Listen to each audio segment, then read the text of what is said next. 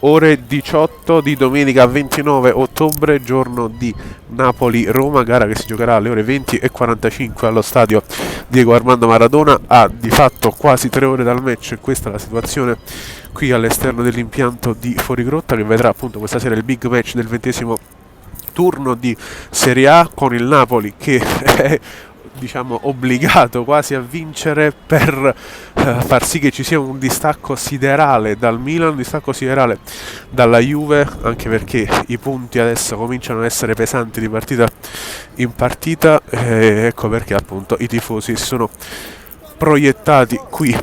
già molto tempo prima del fischio inizio per arrivare al loro posto e assistere a quella che si spera possa essere una ennesima super prestazione del Napoli di Luciano Spalletti, che sfiderà José Mourinho, che ieri ha affermato come secondo lui il Napoli abbia già vinto lo scudetto.